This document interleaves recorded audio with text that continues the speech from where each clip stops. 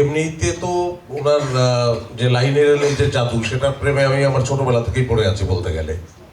তো সেটা তো আছেই। এবং ঈশ্বরের দারুচিনি দ্বীপেরও ওই চরিত্রটি, আমি যেমন উপন্যাসটি এমনি অন্য সময় জীবনেও জানতাম না যে ওই চরিত্রটি আমার করা হবে, কিন্তু যখন এবং রেগুলার মিডিয়া বা ফিল্মে অভিনয়ের কথা চিন্তাও করিনি, থিয়েটার করতাম, সেই সময় ওই চরিত্রটি আমার পড়ার সময় মনে হয়েছিল এই চরিত্রটা যদি অভিনয় করতে পারতাম। তো এবারও সেটা ঘটলো। সেই মুগ্ধতা তো আছেই।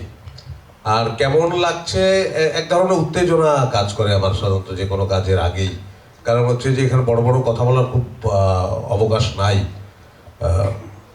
যে পর্যন্ত অভিনয়টা না করি, যে পর্যন্ত শটটা ওকে হয়, 5 4 3 2 1 0 অ্যাকশন, তারপরে যদি জ্বলে না উঠতে পারি আমাকে, এখানে অবশ্য চমৎকার কথা বলছি আমি, তাতে কিচ্ছু যায় আসে না যদি ওখানে আমি জ্বলে উঠতে না পারি আর কি।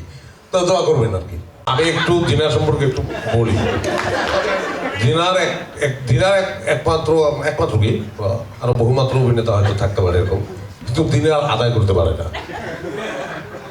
এবং আমি নিজেই দিনারের কথা বলি, দিনার রিকোয়েস্ট করতে পারে না, দিনার এই ধরনটা নাই। তা আমারও একটা ব্যক্তিগতভাবে আনন্দের জায়গা যে এই কাজটা আমি দিনারকে পাবো। আর দিনার থ্যাংক ইউ সো মাচ সবাই। তারিমের সাথে পরিচয়ে আসলে অনেকদিন থেকে ওর প্রথম ছবিতে আমি ছিলাম। ইনফ্যাক্ট ওর সাথে আমার এটা হ্যাট্রিক প্রজেক্ট, তৃতীয় কাজ করতে যাচ্ছি। ইভেন তারিমকে রিকোয়েস্ট করে রেখেছিলাম যে থার্ড ছবিতে যাতে অ্যাটলিস্ট আমাকে রাখে, হ্যাট্রিকটা আমি করতে চাই, এরপর আমাকে রেখো না। আর এই প্রজেক্টটাতে যদি বলতে যাবে আসলে কিছু বলতে পারবো না, কারণ চরিত্রটা সম্পর্কে আমি কিছুই জানি না। তারিম আমাকে বলেছে করতে হবে, চরিত্রের নাম বড় চাচা, এইটুকু আমি জানি। আর তারিমের জন্য আমাদের সবসময় ব্ল্যাঙ্ক চেক, আমি রাজি হয়ে গেছি, এক্সপ্রেসে উঠে গেছি, দ্যাটস ইট।